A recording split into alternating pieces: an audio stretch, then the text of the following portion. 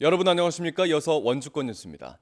원주시가 지역사회 코로나19 예방을 위해 많은 사람들이 모이는 대규모 행사장에 철저한 방역을 지원합니다. 원주시는 대규모 행사 주최 기관으로부터 발열 체크와 방역 물품 비치 등의 방역 대책을 사전에 보고받고 행사 규모와 참가자 등을 고려해 방역과 소독 물품을 지원하기로 했습니다. 우선 오늘 전국 무용제 준비로 전국에서 150여 명이 모이는 호텔 인터블고에 열화상 카메라 설치와 방역 소독을 지원하고 다음 주 오크밸리에서 실시되는 산림청 워크숍에도 소독과 방역 물품을 지원할 계획입니다. 중국 등 코로나19 확진자가 나온 국가에서 입국하는 외국인은 스마트폰 자가 진단 앱을 매일 건강 정보를 제출해야 합니다. 하지만 제출률이 88% 수준에 그치다 보니 나머지를 확인하는 것이 숙제인데요. 방역망을 촘촘하게 만들기 위해 매일 수백 통의 전화와 씨름하는 사람들이 있습니다. 보도에 이병선 기자입니다. 10여 명의 사람이 저마다 명단에 적힌 번호로 바쁘게 전화를 겁니다. 전화 너머에 관리 대상 외국인에게 능숙한 중국어로 말을 건네고 몸 상태를 묻습니다. 这里是韩国疾病中心本部我们还得确认一下 건강보험 심사평가원이 원주시 가족센터와 손잡고 모집한 원어민 전화 안내원들인데 중국과 홍콩, 마카오에서 입국해 전국으로 흩어진 외국인들의 건강 상태를 매일 점검하고 있습니다. 기침이나 오한, 발열 등 코로나19 주요 증상을 확인하고 증상이 나타난 대상자는 중앙사고수습본부로 보고합니다. 한국 입국자들에서 앱 설치하는 거랑 건강 상태 확인하고 있어요. 그래서 이렇게 오늘 어떤 몸이 불편한 거 있나요? 그냥 이렇게 물어보면 다들 대답해 주세요. 중국 등에서 입국하게 되면 스마트폰 자가진단 앱을 받아 하루에 한 차례 이상 건강 정보를 제출해야 하는데 입국 뒤 나흘 이상 앱을 통해 연락이 되지 않으면 심평원에서 전화를 걸게 됩니다. 중수본에 따르면 자가진단 앱의 응답률은 약 88%. 이 때문에 매일 700에서 900명에 달하는 사람에게 전화를 걸어야만 하는 상황입니다. 연락이 되지 않으면 중수본에 보고되는데 보건복지부는 연락이 되지 않으면 수단을 가리지 않고 추적하겠다고 밝힌 상태입니다. 만약에 저희가 상담해야 될 인력이 늘어난다면 20명 정도까지는 저희가 추가로 협의해서 심평원은 이번 코로나19 사태가 종료될 때까지 외국인 입국자 대상 전화 안내를 이어갈 예정입니다.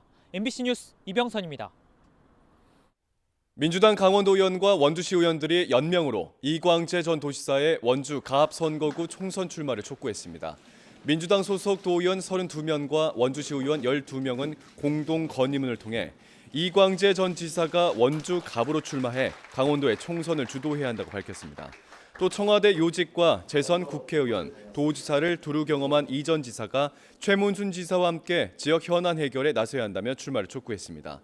민주당 소속 강원도 내 시군 의장 15명도 원주 갑을 명시하지 않은 채 이광재 전 지사의 강원 지역 총선 출마를 촉구하는 건의문을 채택했습니다.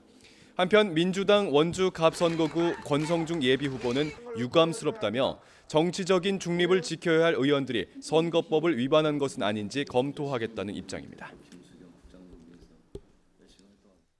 태백, 횡성, 영월, 평창 정선 선거구 더불어민주당 소속으로 출마했던 장승호 예비후보가 탈당하면서 원경환 예비후보가 민주당의 단독 후보가 됐습니다. 장 후보가 민주당을 탈당한 뒤 어제 다시 태행 영평정 선거구 무소속 예비후보로 등록하면서 원 후보가 민주당의 단일 후보가 된 겁니다.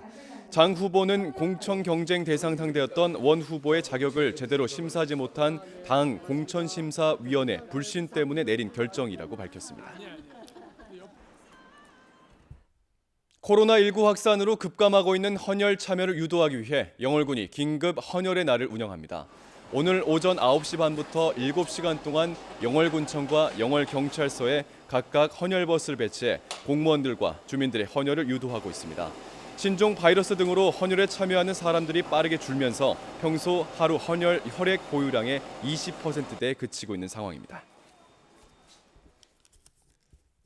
횡성군이 전국 군 단위에서 세 번째, 도내에선 처음으로 유니세프 아동 친화 도시로 인증받았습니다. 횡성군은 지난 2018년부터 아동 백인 원탁 토론과 아동 권리 교육 등의 아동 친화 도시 절차를 이행해 왔으며 심사를 거쳐 유니세프로부터 아동들이 살기 좋은 도시임을 최종 인증받았습니다. 횡성군은 오는 5월 어린이날 행사와 함께 인증 선포식을 가질 예정이며 오는 2024년까지 4개년 추진 계획과 유니세프 권고 사항을 추진하게 됩니다. 지금까지 원주에서 전해드렸습니다. 고맙습니다.